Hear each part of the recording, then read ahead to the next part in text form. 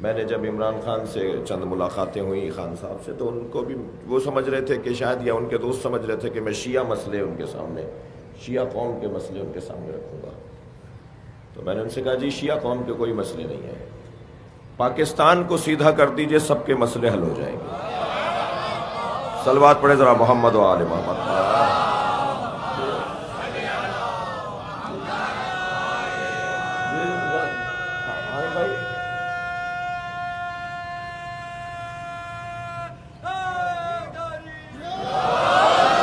یہاں اگر فرقہ واریت، یہاں اگر علاقائی بلا امتیازی فرق، یہاں اگر زبان کی اور حلیوں کی بنیاد پر تفریق، اس ملک میں اگر صوبوں کی بنیاد پر ترجیح بلا مرجح کا انداز اور روش، یہاں اگر مذہبی دنیا میں تناؤ کھچاؤ، اور یہ ایک لمبی فہرست بنتی چلی جائے گی جو میں آپ کے سامنے بیان کر سکتا ہوں، وہ سب مسائل اگر ہوئے یا ہیں تو ان کا ایک موٹا سبب یہ ہے کہ پاکستان میں آئین قانون تو ہے مگر اس پر عمل نہیں ہے۔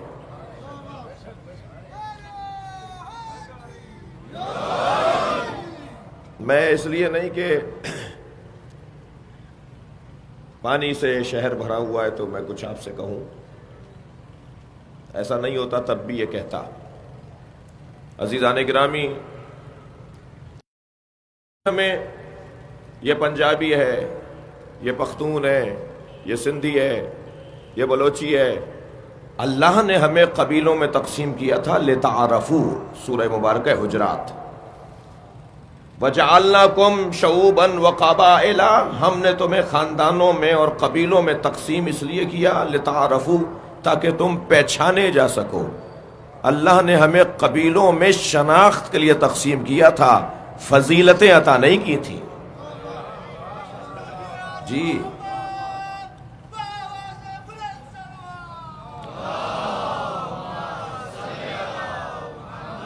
بھائی، اگر صلوات پڑھنی ہے تو پھر پوری طرح پڑھیے نا، کوئی زبردستی تو نہیں ہے۔ اللہم صلی علی محمد۔ اور اس شہر کے حالات تو آپ کے ساتھ سامنے ہیں کہ حضرت عبداللہ شاہ غازی ہی ہم پر کرم کرے،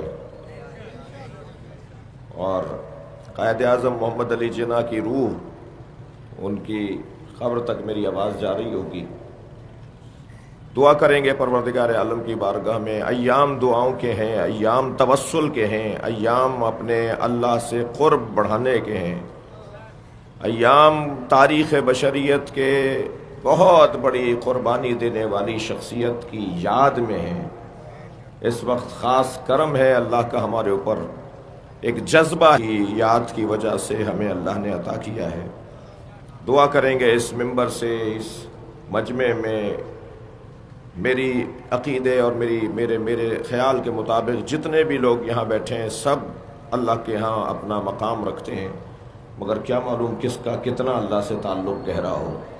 اور جب سب الہی آمین کہیں تو میری دعا بھی اس کی دعا کے ساتھ لگ کر چلی جائے جس کی دعا اللہ سننا چاہتا ہے، کہ یا اللہ ہمارے ملک پر رحم کر، اور خاص طور پر شہر کراچی کے مسائل حل کرنے کی ہمارے ان دوستوں کو، اور جو دوست اس شہر کی خدمت کا جذبہ رکھتے ہیں انہیں توفیق اور صلاحیت عطا فرما۔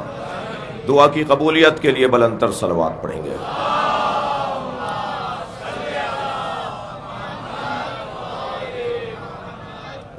توجہ کر لیا آپ نے؟ تو لفظ سیاست، عبدالحسیب صاحب تشریف فرمائے، عامر خان صاحب تشریف فرمائے۔ لفظ سیاست نااہل سیاستدانوں نے، خفا تو نہیں ہو رہے آپ مجھ سے، نااہل سیاست مال کیا کہ لفظ سیاست کو ہی بدنام کر دیا۔ ورنہ میں بتاؤں سب سے بڑا سیاستدان کون ہے؟ سب سے بڑے سیاستدان کو محمد مصطفیٰ کہا جاتا ہے، سب سے بڑے سیاستدان کو حیدر کرار علی کہا جاتا ہے۔ اگر ابھی کسی کے حلق سے یہ بات نہ اتری ہو تو میں امام علی نقی علیہ السلام کا فرمان سنا کر اپنی بات کو مدلل کر لیتا ہوں۔ جامعہ میں فرماتے ہیں اے اہل بیت تم پر سلام ہو، اس لیے کہ اللہ نے تمہیں اپنے بندوں میں سب سے بڑا سیاستدان بنایا ہے۔ السلام علیکم یا ساست العباد، اے بندگان الہی میں کیا مطلب ہے سیاست کا؟ اب مجھے نبھانا ہے بات کو۔ کیا مطلب ہے سیاست کا؟ خدمت خلق، مخلوق الہی کے کام آنا سیاست ہے۔ مخلوق الہی کو سہولتیں فراہم کرنا، ان کے مسائل مشکلات کو حل کرنا، یہ ہے سیاست کی الف اور بے۔ اور کس کی خاطر؟ اس لیے نہیں کہ یہ میرا ہے تو میں اس کے کام آؤں، اور یہ میری زبان کا نہیں ہے تو میں اس کے کام نہیں آؤں۔ نہیں، اللہ کی مخلوق ہے، بس مجھے اس کے کام آنا چاہیے۔ یہ الف بے ہے سیاست کی۔ اور اسی طرح لفظ عشق، عشق مجازی میں مبتلا لوگوں نے عشق حقیقی کو تو بھلا ہی ڈالا، جبکہ عشق مجازی اور عشق حقیقی کا بنیادی فرق میں اپنے جوانوں کو کم سے کم بتاتا چلوں کہ عشق مجازی میں معشوق کو پا لینا کمال ہے، اور عشق حقیقی میں معشوق کو پا لینا آغاز ہے۔ ابھی عشق شروع ہوتا ہے جب معشوق تک، عشق حقیقی میں معشوق تک عاشق پہنچتا ہے۔ آپ جائیں امام رضا علیہ السلام کی زیارت کے لیے مشہد مقدس،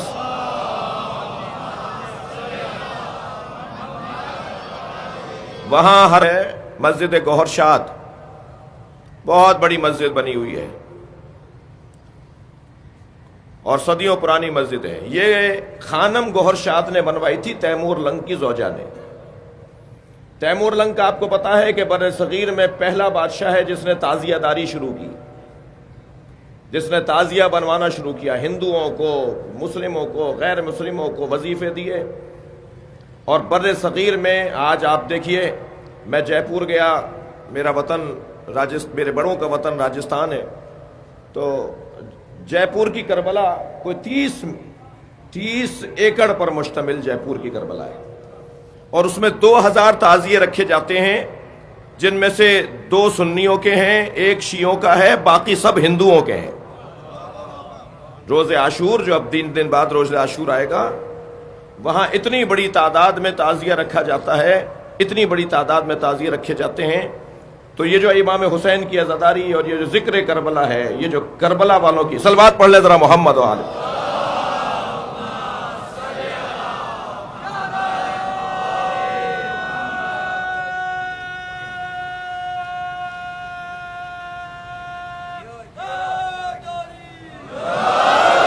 تھوڑا سا مجھے تسلی دیجئے، موسم مزید خراب ہوگا تو آپ ایسے ہی بیٹھے رہیں گے، تو ایک لبیک یا حسین کا نعرہ۔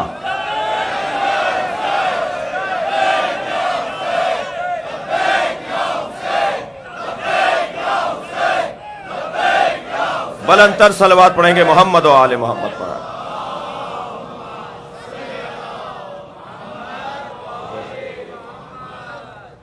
خانم گوہر شاد نے وہ مسجد بنوائی، اس نے مسجد بنتے وقت یہ شرط لگائی تھی کہ اس میں مزدور وہ کام کریں گے، عبدالحسیب بھائی آپ کو ہدیہ کر رہا ہوں، مزدور وہ کام کریں گے جن کی نماز قضا نہ ہوئی ہو۔ ہر مسجد کو عزت نہیں ملتی اگر ہر امام بارگاہ میں روحانیت نہیں ہے، ہر گھر میں برکت نہیں ہوتی۔ یہ تقوی شامل ہوتا ہے، پرہیزگاری شامل ہوتی ہے۔ سرکار نے جو سب سے پہلی مسجد بنوائی تھی اس کی بنیاد تقوی پر تھی۔ آج اگر ہمارے اداروں میں جھگڑے، لڑائی، تناؤ، کھچاؤ، گروپنگ، لابنگ ہے تو اس کا ایک بڑا سبب یہ ہے کہ سب کچھ ہے، تقوی نہیں ہے، خوف خدا نہیں ہے، اللہ کی یاد نہیں ہے، جسے جواب دینا ہے اس کا خیال ہی نہیں ہے، جس کو جان دینی ہے اس کی یاد ہی نہیں ہے۔ ایک موٹا سا اصول اگر میں اور آپ اپنے ذہن میں بٹھا لیں، کم سے کم دینی کاموں میں اور دینی اداروں میں بنیاد تقوی پر ہونی چاہیے، اور پھر دیکھیے برکت کتنی ہوتی چلی جائے گی۔ کہنے لگی وہ کام کرے گا مسجد کی تعمیر میں، وہ مزدوری کرے گا جس کی نماز قضا نہ ہوئی ہو۔ ایسا ہی ہو رہا تھا اور مسجد بن رہی تھی. یہ روزانہ اور ہر کچھ دن کے بعد دورے پر آتی تھیں اور مسجد کے کام کو دیکھتی تھیں. ایک دن ان کے چہرے سے اچانک نقاب ہٹی. مزدوروں کا جو استاد تھا، مستری تھا، ٹھیکیدار تھا، جو بھی نام دے دیجئے، اس نے ایک لمحے کے لیے ان کا چہرہ دیکھ لیا، فریفتہ ہو گیا، پریشان ہو گیا. کہنے لگا میں تو ان سے شادی کروں گا. انہوں نے کہا جی یہ تو بادشاہ کی زوجہ ہے، یہ تیمور لنگ کی زوجہ ہے. کہنے لگا جی کیا کریں، کیفیت کچھ ایسی ہے، میں کل سے کام پر نہیں آؤں گا. انہیں خبر ہوئی کہ بھئی ماہر استاد ہے، ماہر معمار ہے، مگر اس کے دماغ میں ایسا آ گیا ہے. تو کہنے لگی کہ میں ایک شرط پر اس کا مطالبہ قبول کرتی ہوں، اور شرط میری یہ ہے کہ یہ اب جو کام کرے گا تو نماز شب قضا کیے بغیر کام کرے گا. یعنی صرف اب نماز واجب پڑھنے کا نہیں ہے حکم، اب یہ نماز شب بھی پڑھے گا تب مسجد بنائے گا. مسجد بنا لے، میں اپنے شوہر سے علیحدگی لے لوں گی اور اس سے شادی کر لوں گی. مسجد بن گئی، مسجد مکمل ہو گئی، شاندار مسجد بنی. صدیوں پرانی مسجد ہے، اب بھی شاہکار ہے. تعمیرات کا، اسلامی تعمیرات کا ایک شاہکار ہے، آپ جا کر دیکھتے ہیں. کہنے لگی کہاں رہ گئے وہ، میں شرط پوری کرنے کو تیار ہوں. جب بلایا گیا تو کہنے لگا مجھے آپ کی ضرورت نہیں ہے، نماز شب پڑھ کر میں عشق حقیقی سے آشنا ہو گیا ہوں. اللہ اکبر. صلوات پڑھیں گے محمد و آل محمد.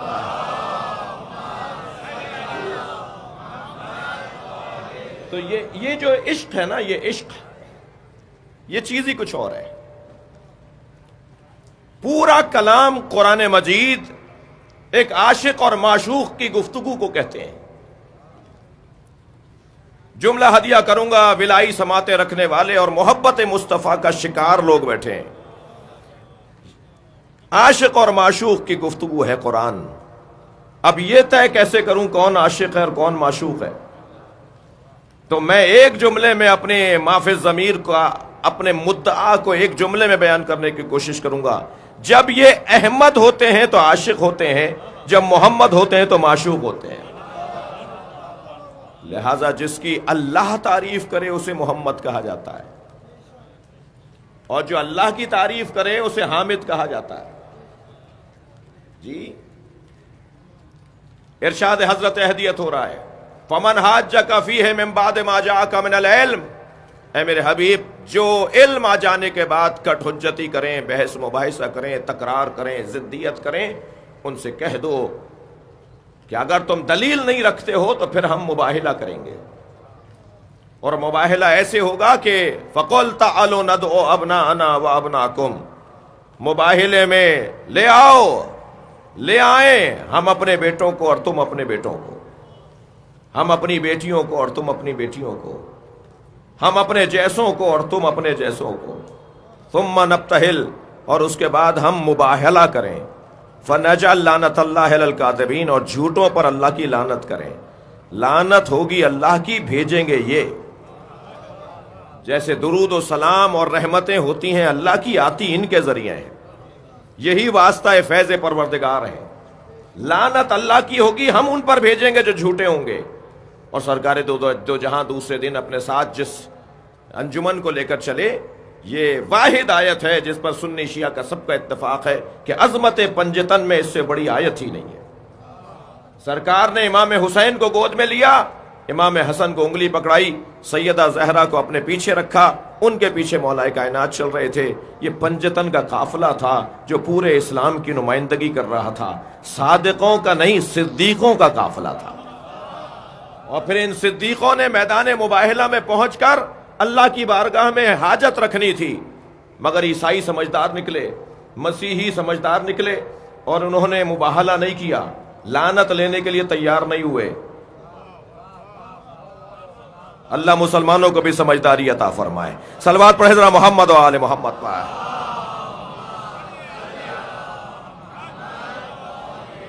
اب اس آیہ کریمہ میں جو عنوان ہمارا ہے وہ ہے انفسنا. عظمت حسنین، عظمت سیدہ زہرا اور عظمت مولا کائنات اس آیہ کریمہ کے اندر روشن ہے. باب تو اتنا وسیع ہے کہ مختلف پہلوؤں سے بات کرنے کی ضرورت ہے، اور ہم نے کوشش بھی کی اور کر بھی رہے ہیں، اگرچہ حق تو یہ ہے کہ حق ادا نہ ہوا، وہ والی بات ہے۔ مولا علی علیہ السلام کے بارے میں نبی مکرم کا جو عشق اور پیار ہے، بغیر علی کے نبی کا کوئی دن نہیں گزرتا، اور میں خطابت کی زبان میں کہوں کہ جس نبی کا سایہ نہیں تھا اسی کے سائے کو علی کہتے ہیں، ہمیشہ سائے ساتھ ساتھ رہنے والے۔ صرف ایک جنگ میں مولا نبی نے انہیں روکا، باقی کوئی ایسی جنگ اور جہاد نہیں ہے جس میں سرکار کے ساتھ مولا علی نہ رہے ہوں، اور جس جنگ میں روکا سرکار کو، مولا علی کو روکا، تو اس جنگ میں روکتے ہوئے فرمایا اما ترضا ان تکونا منی بمنزلت ہارون من موسیٰ، اے میرے علی کیا تمہیں یہ بات پسند نہیں ہے کہ تمہاری نسبت میرے ساتھ ایسی ہی ہو جائے کہ جیسی حضرت موسیٰ اور حضرت ہارون کو تھی؟ الا لا نبی آبادی، بس فرق یہ ہے کہ وہاں تو نبوت بعد میں بھی تھی، مگر میرے بعد تم نبی نہیں ہو، باقی سارے کمال وہی ہیں جو موسیٰ اور ہارون کو حاصل تھے۔ اور جیسے حضرت موسیٰ حضرت ہارون کو اپنی قوم کے درمیان چھوڑ کر گئے تھے، ایسے ہی میں اپنی امت میں تمہیں چھوڑ کر جا رہا ہوں جیسے موسیٰ اپنے بھائی ہارون کو چھوڑ کر گئے۔ مولا کے چہرے پر مسکراہٹ آ گئی، فرمایا یا علی زینک بزینۃ احب الی اللہ ما زینھا مثلہ، یا علی اللہ نے تمہیں سجا کر بھیجا ہے اس چیز سے جسے اللہ پسند کرتا ہے، اور مخلوق الہی میں جیسا تمہیں سجا کر بھیجا ہے، جیسا تمہیں سجا کر بھیجا ہے تم، وہ کیا ہے سجاوٹ؟ زینک فی الدنیا بالزہد ووہب لک حب المساکین۔ توجہ چاہوں گا، سرکار کی حدیث میں نے آپ کو سنائی ہے، مولا کائنات کے فضائل کے باب میں، اللہ نے تمہیں سجا کر بھیجا ہے دو چیزوں کے ذریعے، ایک تمہیں زاہد دنیا قرار دیا ہے، دنیا سے تمہیں کوئی پیار ہی نہیں ہے، اللہ نے تمہیں ایسا بنایا ہے کہ دنیا سے تمہیں کوئی پیار ہی نہیں ہے، دنیا میں رہتے ہو مگر دنیا کے لیے نہیں رہتے،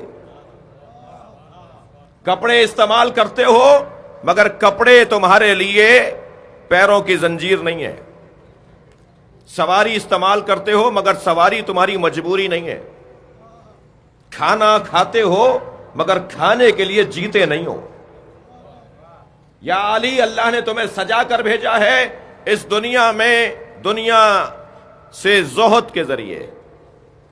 زہد کسے کہتے ہیں؟ میرے بچے اور جوان توجہ کریں، مولا علی کے فضائل پڑھ رہا ہوں۔ ایک درویش، ایک فقیر، اللہ ہم سب کو فقیر بنائے۔ فقیر مانگنے والے کو نہیں کہتے بھائی، دینے والے کو کہتے ہیں، جو اپنے مولا سے تعلق کو دیتا۔ جی، ایک درویش ایک فقیر گیا سید علی قاضی طباطبائی کی خدمت میں۔ سید علی قاضی طباطبائی رحمۃ اللہ علیہ استاد ہیں حضرت آیت اللہ بہجت کے، استاد ہیں حضرت آیت اللہ خمینی کے، اور بڑے بڑے عرفاء کے استاد ہیں۔ ان کی خدمت میں گیا ایک درویش۔ درویشوں کے پاس آپ کو پتا ہے کشکول ہوتا ہے، جی، تو کہنے لگا استاد میں آپ کا شاگرد بننا چاہتا ہوں۔ اچھا، یہ ہر ایک کو شاگرد بناتے نہیں ہیں، یہ وہ استاد ہی نہیں ہے کہ جو پیسے کی بنیاد پہ شاگرد قبول کر لیتا ہو، یہ اہلیت دیکھ کر شاگرد بناتے ہیں۔ کہنے لگے کچھ دیر ہمارے ساتھ رہو تو پھر ہم اندازہ کریں گے تم اس قابل ہو کہ تمہیں اپنا شاگرد بنائیں، تمہارے اندر تحمل ہے، ہماری باتوں کو برداشت کرنے کے لیے سنگینی چاہیے۔ کچھ دن ساتھ رہے، انہوں نے کہا میرے ساتھ رہ سکتے ہو۔ انہی ایام میں یہ رہتے تھے کوفے کے علاقے میں، جہاں حضرت میثم کا مزار ہے، حضرت مختار مسجد کوفہ ہے۔ کہنے لگے مولا علی کو سلام کرنے کے لیے جانا ہے، میں مولا علی کو سلام کرنے نجف جا رہا ہوں، میرے ساتھ چلو۔ آدھے رستے میں اس درویش کو یاد آیا کہ یہ اپنا کشکول وہیں چھوڑ کر آ گیا ہے۔ رستے میں کہنے لگا استاد زہد کسے کہتے ہیں؟ یہ درویش استاد سید علی قاضی طباطبائی سے پوچھ رہے ہیں کہ زہد کسے کہتے ہیں۔ استاد نے ایک مرتبہ ان کے پورا اچھی طرح سے دیکھا اور پھر کہا کہ چند قدم آگے آؤ تو ہم تمہیں بتاتے ہیں زہد کسے کہتے ہیں۔ تو انہیں احساس ہوا کہ ان کا کشکول استاد کے گھر رہ گیا ہے۔ کہنے لگے استاد میں اپنا کشکول لے کر آ جاؤں؟ کہنے لگے نہیں، ابھی مولا کو سلام کریں گے اور بہت جلدی واپس آ جائیں گے، تمہارا کشکول کہیں نہیں جاتا۔ اب جملہ سنیں، کہنے لگے نہیں، اس کے بغیر میرا گزارا نہیں ہے۔ کہنے لگے اسی کو دنیا داری کہتے ہیں، اور جب چاہو اپنی چیزوں سے ہاتھ اٹھا لو، اسی کو زہد کہا جاتا ہے۔ صلوات پڑھے محمد و آل محمد پر۔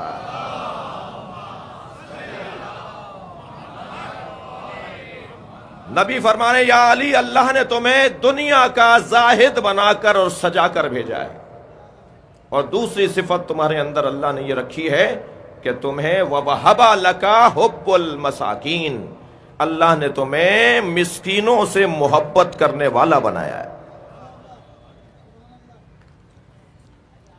معاشرے سے فقر، ناداری، غربت کا خاتمہ کیسے ہوگا؟ سب سے بڑا مسئلہ ہماری مملکت کا،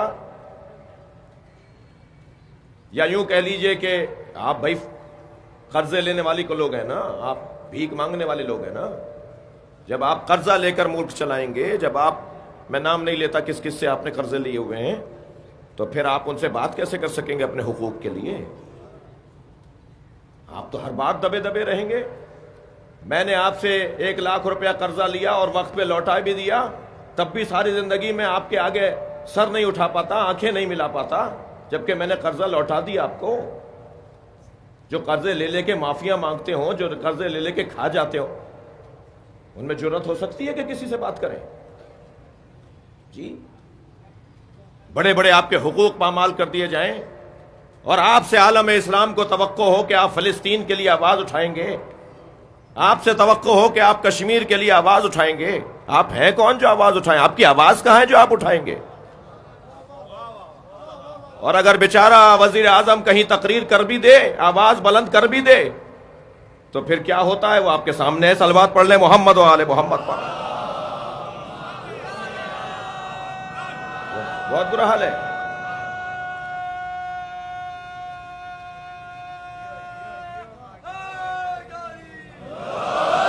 دیکھیں، میں اپنے مضمون کو خوب جانتا ہوں کہ مجھے کیسے اپنے مضمون کو بیان کرنا ہے۔ میں اپنے مضمون پر بات کر رہا ہوں، حب المساکین، فقر معاشرے سے کیسے ختم ہوگا، اس کا نظام علی بن ابی طالب دے رہے ہیں، سرکار دو جہاں دے رہے ہیں۔ ایک طویل داستان ہے، میں نے پورا مقالہ تیار کیا تھا آج کی اس مجلس کے لیے کہ فقر کا خاتمہ کیسے اور کیوں کر ممکن ہے۔ یقیناً یہ وقت نہیں ہے تفصیل میں جانے کا، صرف 1-2 مثالیں جلدی جلدی عرض کروں گا، تسلی دیجئے مجھے۔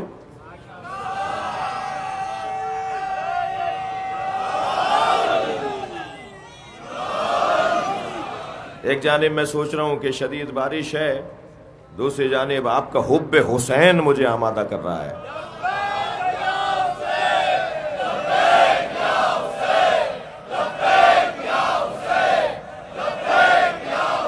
بلند تر صلوات ہدیہ کریں گے محمد و آل محمد پر۔ اللہم صل علی محمد۔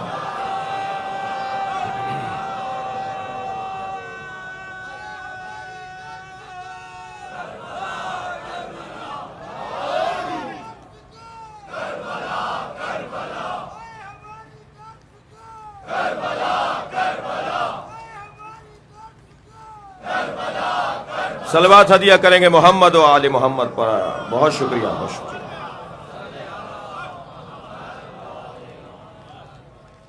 میں صرف ایک نسخہ مولا کائنات کا انداز کیا تھا مساکین سے محبت کرنے کے حوالے سے۔ ایک دفعہ حکومت کے حصے میں منوں ٹنوں کے وزن کے حساب سے شہد آیا۔ مولا کی دور حکومت ہے، مولا کی خلافت کے ایام میں، اور منوں ٹنوں کے وزن کے ساتھ شہد آیا۔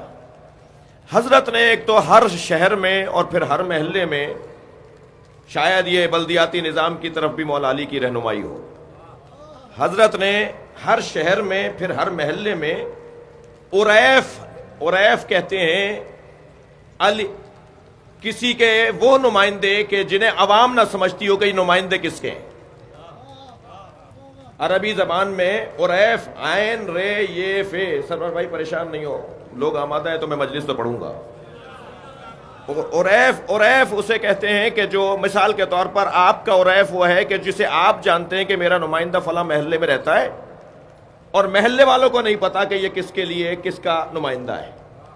اور عریف کا کام یہ ہوتا تھا کہ وہ، مولا فرماتے ہیں کہ عریف اسے کہتے ہیں، مولا کی زبان حال میں جملہ کہہ رہا ہوں، یعنی مفہوم عرض کر رہا ہوں، عریف اسے کہا جاتا تھا کہ جو کسی کی آنکھیں بن کر وہاں رہے۔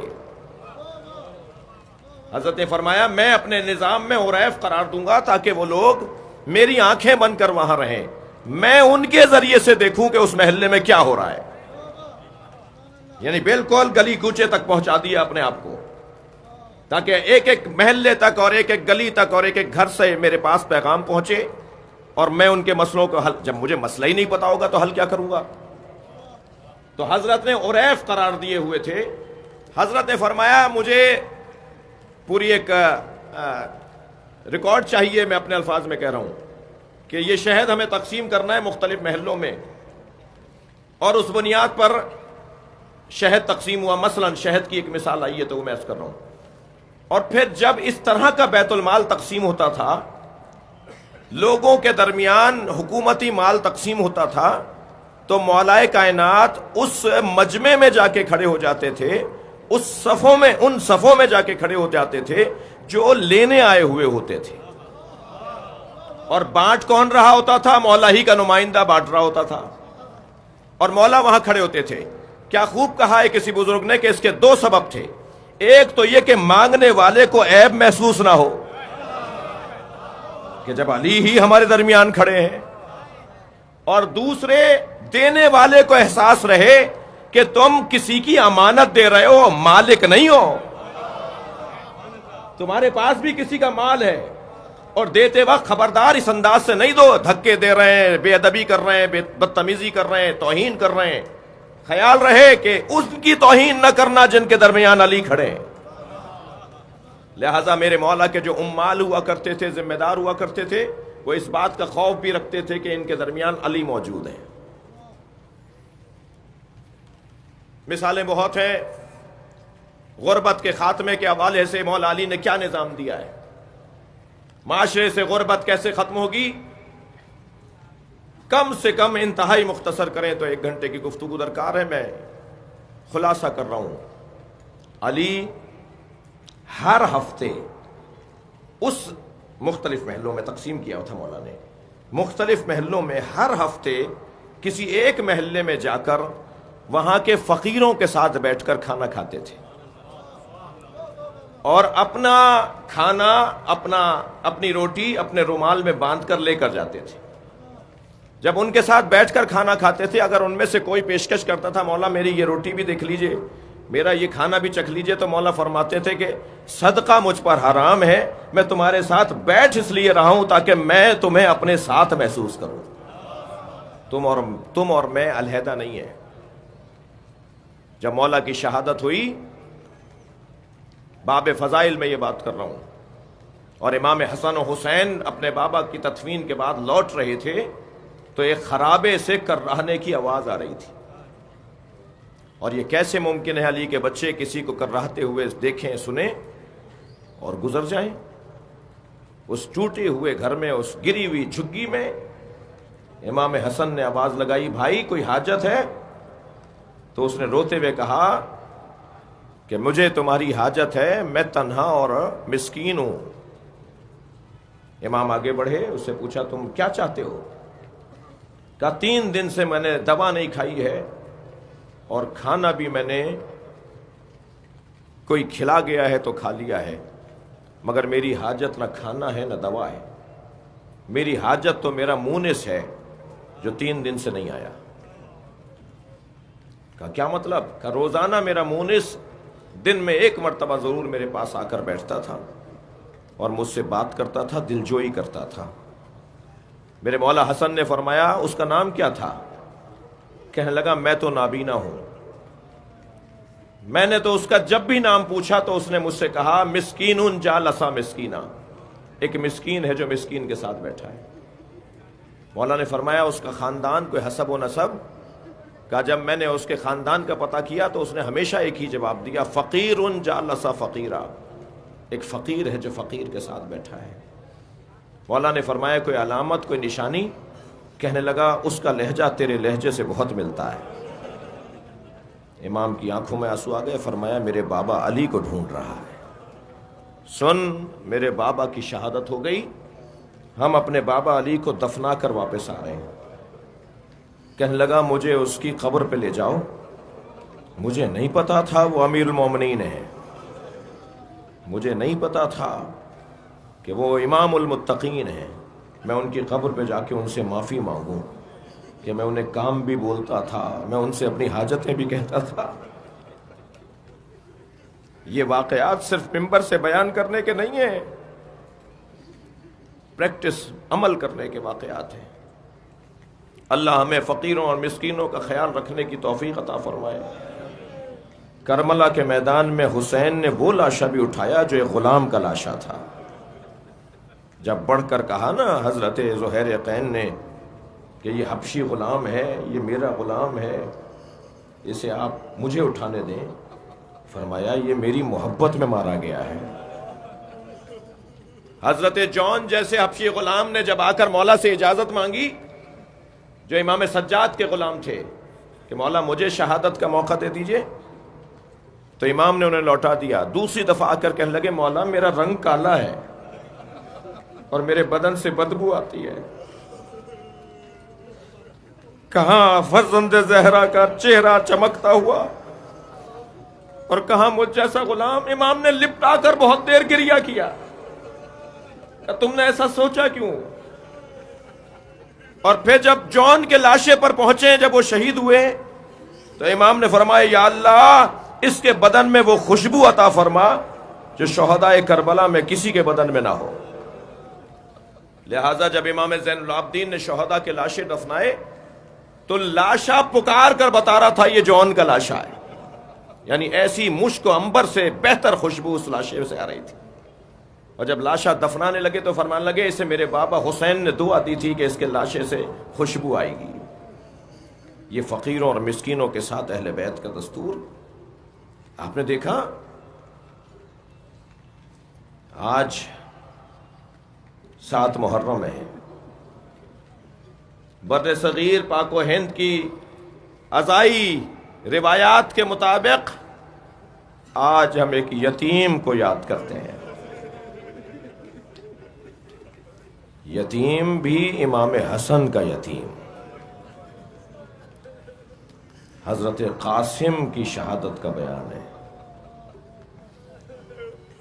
سلام اس ماں پر بھی ہو جسے ام فروہ کہتے ہیں، بیوہ امام حسن مجتبیٰ۔ بار بار آ کے کھڑے ہو جاتے ہیں، چچا مجھے جانے کی اجازت دیجئے۔ امام حسین کہتے ہیں اے میرے لال واپس چلے جاؤ، تم بیوہ ماں کا سہارا ہو۔ جب تیسری مرتبہ لوٹایا نا، جو رو رہے ہیں اپنی آوازوں کو آزاد کریں گے، میں 2-4 جملے کہوں گا بس۔ جب تیسری مرتبہ امام حسین نے لوٹایا نا تو جناب ام فروہ نے فرمایا تمہارے بابا حسن نے کہا تھا جب مشکل ترین گھڑی آئے تو یہ تحریر دے کے جا رہا ہوں، اسے کھول لینا۔ اس سے زیادہ مشکل گھڑی مجھے نظر نہیں آ رہی کہ میری آرزو پوری نہیں ہو رہی۔ جب اس کاغذ کو کھولا، تحریر کو کھولا، تو امام حسن نے اپنے بھائی حسین کو خط لکھا تھا، بھائی حسین کربلا میں نہیں رہوں گا، میری جانب سے میرے قاسم کو قبول کر لینا۔ اللہ اکبر۔ امام حسین نے اپنے بھائی کی تحریر کو آنکھوں سے لگایا، بوسہ دیا اور حضرت قاسم کو تیار کیا۔ عباس قاسم کو سجاؤ، تیار کرو۔ حضرت قاسم کا قد دراز نہیں تھا، گھوڑے پر بٹھایا تو پیر رکابوں تک نہیں آ رہے تھے، رکابوں کو کاٹ کر پیروں کو رکابوں تک پہنچایا۔ چہرہ انور پر بھی خود سر پر نہیں آ رہا تھا تو امامہ باندھا اور ایک نقاب بھی لگا دی۔ نقاب اس لیے لگائی کہ چہرے سے بچپنا آیا تھا، کہیں دشمن بچہ سمجھ کے حملہ نہ کر دے. زور بازو بتائے گا کہ کس کا پوتا ہے. اور جب میدان کربلا میں گئے نا حضرت قاسم, اور کیا جوہر شجاعت اپنے دادا کا انداز دکھایا ہے, اور مولا عباس سے سیکھے ہوئے فنون میدان حرب کے اندر میرے مولا عباس سے سیکھے ہوئے فنون دکھائے. اور ایک ایسا وقت آیا کہ ایک شخص نے آواز دی, قاسم تمہارے جوتوں کا تسمہ کھل گیا ہے, تمہارے جوتے کا جیسے ہی سنا ایک گرز آ کر سر پہ لگا, اور جب گھوڑے سے گرنے لگے تو کہا چچا میری مدد کیجیے گا. یہ واحد مجاہد ہے کربلا کا جس کی مدد کے لیے خود حسین میدان میں اترے. گھوڑے پر بیٹھ کر اس جانب جانے لگے جہاں حضرت قاسم گرے تھے. فوج اشقیہ یہ سمجھی کہ حسین نے حملہ کر دیا ہے. سنیں گے, یہاں کے گھوڑے وہاں دوڑے, وہاں کے گھوڑے یہاں دوڑے. ایک آواز بار بار آنے لگی, چچا بچائیے, چچا بچائیے. لاشا پامال ہو گیا. گریا کر رہے ہیں نا آپ؟ 2 لاشیں ہیں جو پامال ہوئے ہیں, ایک حسین کا لاشا, ایک حضرت قاسم کا لاشا. مگر فرق بتا دوں دونوں میں کیا ہے, ایک شہادت کے بعد پامال ہوا, ایک زندگی میں پامال ہوا. حضرت قاسم زندگی میں گھوڑوں کی ٹاپوں کے نیچے آ کر شہید ہو گئے. اور جب پہنچے جناب امام حسین اپنے بھتیجے کے لاشے پر تو لاشا مزمحل ہو چکا تھا. تو یہ جملہ کہتے ہوئے بیٹھے, تیرے چچا پہ بڑا گرا ہے, تو مدد کو پکارے اور تیرا چچا تیری مدد نہ کر پائے. لاشا کیسے اٹھایا اس کا بیان بھی بہت مشکل ہے. لا کر گنج شہیدہ میں لاشا رکھ دیا. عزادارو, جناب ام فروا جو مادر حضرت قاسم ہے, زوجہ امام حسن مجتبی ہیں, وہ نظر نہیں آ رہی. امام نے فرمایا بہن زینب بھابھی کو بلا کے لاؤ. جب ڈھونڈنے گئی ہے نا جناب زینب تو خیمے کی پشت پر سجدے کی حالت میں تھی اور تسبیح پڑھ رہی تھی, شکرن شکرا حقن حقا, یا اللہ تیرا شکر ہے تو نے میری قربانی قبول کر لی. جیسے ہی سجدے سے سر اٹھایا جناب زینب نے فرمایا بھابھی تمہیں حسین بلا رہے ہیں, قاسم کا لاشا لے کر آئیں. آ کر دیکھا بچے کا لاشا پامال لاشا ہے. غور سے ایک ماں نے اپنے بچے کا لاشا دیکھا, 13 سال کا سن ہے. امام حسین نے جناب ام فروا کو پرسہ دیتے ہوئے کہا بھابھی کوئی آرزو ہے, کوئی خواہش ہے؟ فرمانے لگی مجھے قاسم کا خون بھرا کرتا چاہیے. اجرکم اللہ, اجرکم اللہ. ایک ماں کی خواہش. امام نے نہیں فرمایا بھابھی وہ تو تار تار ہو گیا, وہ تو چاک چاک ہو گیا گھوڑوں کی ٹاپوں سے, مگر ماں کی آرزو تھی. امام نے کچھ ہی دیر بعد وہ خون بھرا کرتا, وہ تار تار کرتا حضرت ام فروا کو دے دیا. بی بی اپنے خیمے میں لے گئیں.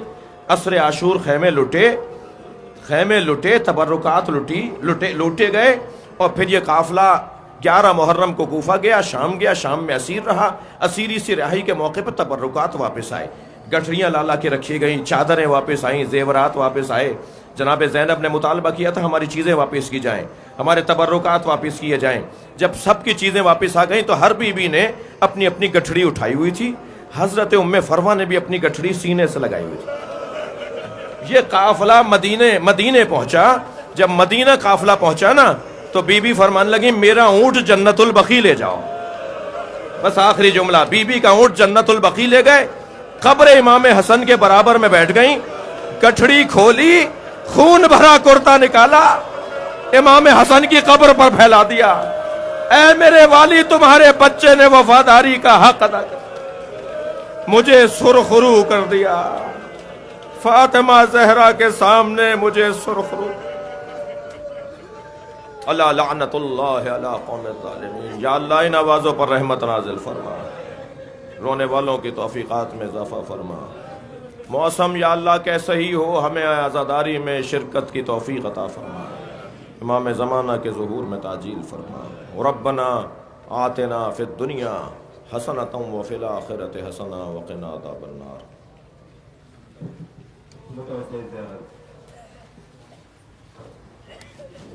السلام علیک یا رسول اللہ, السلام علیک یا نبی اللہ, السلام علیک یا امیر المؤمنین وابن سید المسکین, السلام علیک یا فاطمة الزہراء سیدۃ النساء العالمین, السلام علیک یا حسن بن علی المجتبی, السلام عليك يا أبا عبد الله وعلى الأرواح التي حلت بفنائك عليك مني جميعا سلام الله أبدا ما بقيت وبقي الليل والنهار ولا جعله الله آخر العهد مني لزيارتكم. السلام على الحسين وعلى علي بن الحسين وعلى أولاد الحسين وعلى أصحاب الحسين جميع شهداء كربلاء ورحمة الله وبركاته. السلام عليك يا غريب الغرباء، السلام عليك يا معين الضعفاء والفقراء، السلام عليك يا شمس الشموس ويا أنيس النفوس أيها المدفون بأرض طوس. السلام عليك يا علي بن موسى أيها الرضا الرازي بالقدر والقضاء ورحمة الله وبركاته. السلام عليك يا إمام العصر والزمان، الأمان الأمان الأمان العجل يا مولاي. السلام عليك يا شريك القرآن، السلام عليك يا إمام الإنس والجان سيدي عجل الله تعالى فرجك وسهل الله تعالى مخرجك وظهورك ورحمتك